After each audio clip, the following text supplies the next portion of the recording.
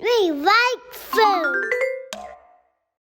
Welcome to Free to Cook. In this episode, we're going to be cooking a ribeye steak using the reverse-seared method, topped with a confit garlic and herb butter. The reverse-seared method, in my view, is the only way to cook thick-cut steaks. It gives you the steak cooked edge to edge perfectly. To start off, light a chimney of charcoal before adding to the barbecue. We're cooking this steak indirectly. Next, you'll need a small pot and a whole bulb of garlic. Cut the root off the garlic bulb and then crush it lightly to loosen the skins. Peel the garlic cloves and add them to the pot.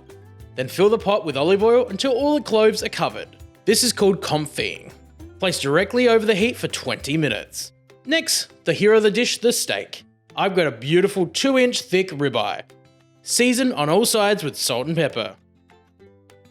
Then place indirect on the barbecue, which is sitting at 135 Celsius or 275 Fahrenheit for around 30 minutes. But to get this right, we're going to be doing this via temperatures.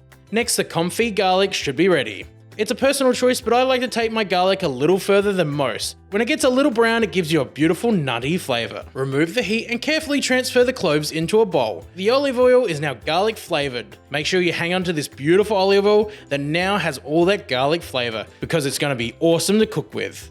To make the garlic and herb butter, you'll need 250 grams of butter. This butter is homemade, so make sure you check out our video about how to make homemade butter. Next, crush 4 cloves of garlic before adding them to the bowl. Then a pinch of salt, then a teaspoon of Parmesan cheese, add chopped chives, it's okay to use scissors. Finally, a teaspoon of that beautiful garlic flavoured olive oil. Mix it all together. If you want to cook this steak medium rare, once it reaches 40 degrees Celsius or 105 Fahrenheit, it's ready to be seared. I pull it off at this temperature because when you go to sear it, you're going to get a little bit of carryover temperature. Place on the grill over the hot coals. The best part of using the reverse-seared method is you don't have to rest the steak because it cooked so slowly. Sear on all sides. Serve with the confit garlic and herb butter, and there you have it, reverse-seared ribeye steak with confit garlic and herb butter. The steak is perfectly cooked edge to edge.